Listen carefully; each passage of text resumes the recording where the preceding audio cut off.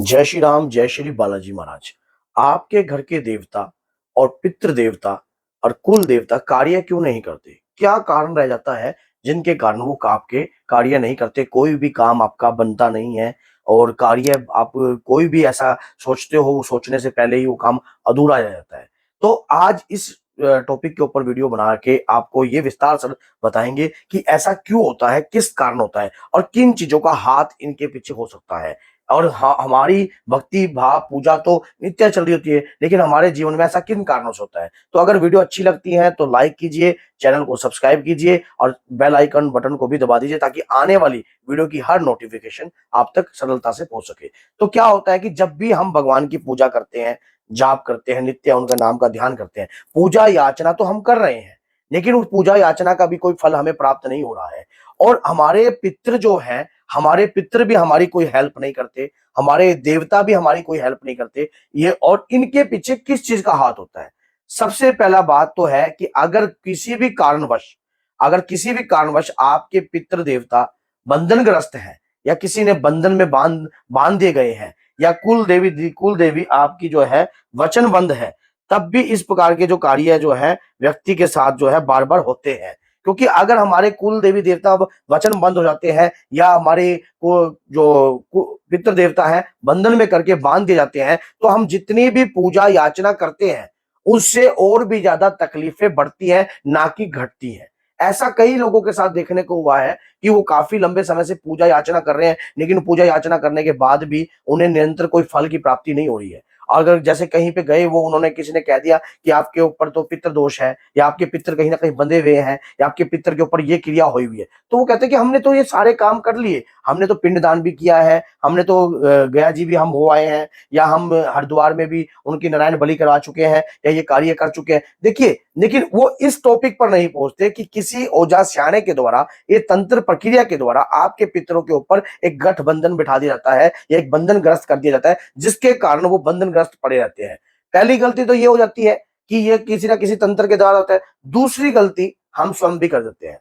दूसरी गलती हम स्वयं कैसे कर देते हैं? जैसे कि मान लीजिए हमारे शरीर पे कोई नकारात्मकता प्रभाव आ रहा है, हमारे शरीर में मान लो घुटनों में बहुत ज्यादा पेन है या शरीर के किसी हिस्से में जो है आपको भारीपन रहता है या सिर भारी बन रहता है, आप किसी ऐसे व्यक्ति के पास चले जाते हो, जैसे कि कोई मुसलमान की चौकी पे या कोई ऐसी जगह चले जाते हो जिसको आपके परिवार से कोई लेना देना नहीं है, आपके पितरों से कोई लेना देना नहीं है, या आपके ऐसे तांत्रिक या ओझा के पास गए हो जिससे आपके परिवार के लिए आपको कोई लेना देना नहीं है। आपके परिवार में आपके जो कुछ ऐसे पितर हैं, लेकिन वो कहीं ना कहीं मलिनता में सने हुए हैं, तो आपको क्या चाहिए? आपको तो सिर्फ अपने आप को सुरक्षित रखना है, अपने आप को ठीक रखना है। तो आपको क्या होगा कि वो ओझा सियाना जो भी है जिसके पास आप गए हो, वो आपके ऊपर क्रिया कर कर, उतारा कर कर या कुछ भी ऐसा कार्य कर कर आपके उस पितर को भी, जो कि मलिन है, लेकिन वो मलिनता के कारण है, वो शुद्ध होगा तो आपकी हेल्प भी करेगा, आपको इस बात का नहीं पता है, आपने उसके ऊपर भी जो है बंधन प्रक्रिया करवा दी है। अब वो आप सोचते हो कि मैं बिल्कुल फारिग हो गया हूं, तो उसके बावजूद भी आपके ऊपर आप पूजा पाठ जो भी कर रहे हो उसका फल आपको कुछ भी प्राप्त नहीं होगा, कुछ भी, क्योंकि आपको पता नहीं था कि आप उसको बंधन में कराना चाहिए था या नहीं, लेकिन आपको अपने आप को ठीक होने के लिए बंधन में करा दे। कई इस प्रकार के नासमझ जो व्यक्ति होते हैं जिनको आपके परिवार से कोई लेना देना नहीं होता, तो ऐसे व्यक्ति जो है आपकी इस प्रकार की क्रिया करके आपके बंधन, पितरों को भी बंधन में डाल देते हैं। फिर आप जो भी पितरों के प्रति निकालते हो वो एक किस्म का बंधन की प्रक्रिया चल चुकी है। मान लीजिए एक बंधन में हुआ, प्रभाव जो है ऊपर तक जाएगा, वो भी बंधन की प्रक्रिया में ही आएंगे। तो ऐसी प्रक्रिया नहीं करानी चाहिए। एक आपको यह देखना चाहिए कि आप किससे जुड़ रहे हो।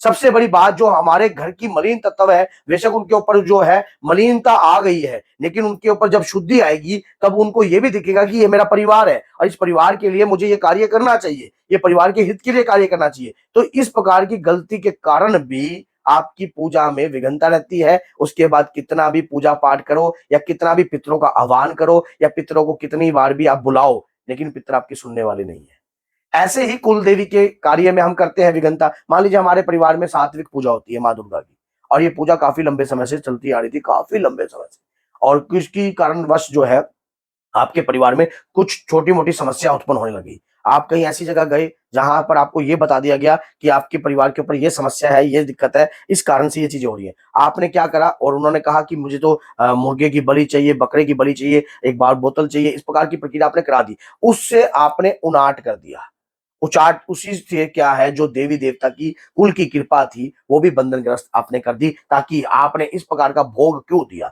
जब आपके परिवार में आपकी कुल देवी पर या आपकी कुल देवी के नाम से इस प्रकार का भोग नहीं दिया जाता। कई बार ना समझी में भी हम इस प्रकार की गलती कर देते हैं, जिसके कारण जो है हमारी कुल की शक्ति, हमारी पितृ शक्ति जो है काम नहीं करती है।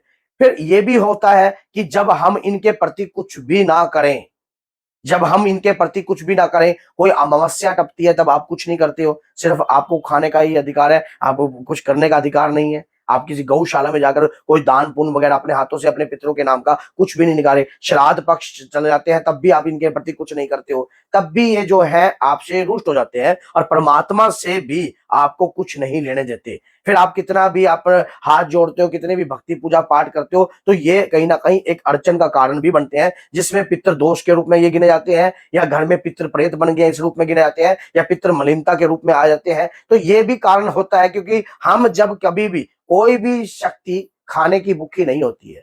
एक आदर भाव सम्मान जो कि आपके द्वारा दिया जाता है, वो शक्ति का अधिकार भी है और पूर्ण हक भी है। मान लीजिए आप ही लगा लीजिए, आपके माता पिता ने आपको जन्म दिया, क्या आपके माता पिता ने आपको जन्म दिया, सारी जिंदगी अपनी धन दौलत सब कुछ आपके लिए छोड़कर चले गए और अच्छे संस्कार आपको सिखाए, उसके बावजूद भी आप उनके नाम से कुछ भी नहीं करते हो, ना ही उनको मानते हो, ना ही उनको पूछते हो। अब आप सोचोगे कि जो चले गए उनको क्या पूछ, बात ये नहीं होती कि चले गए, लेकिन कि जैसे ये मृत्यु लोक है ऐसे ही सूर्य लोक है, ऐसे ही पितृलोक हो। तो वहां पर जाकर आपके, जब आपने देखा होगा जब कोई जाता है तो 11वें दिन जो है पितृ मिलाप भी होता है, तो पितृ मिलाप के अंदर ब्राह्मण द्वारा जो है कुछ क्रिया करी जाती है, जिससे आपके पितरों का मिला होता है। जब जो कोई व्यक्ति मरता है किसी के घर से तो पितरों से मिलान भी किया जाता है। तो आप ये सोचिए कि जब वो आपने जब कुछ किया ही नहीं उनके प्रति, तब भी आपके ऊपर किस प्रकार से उपकार रूप में रह सकते हैं, क्योंकि कुछ गलतियां हमारे द्वारा ही होती हैं।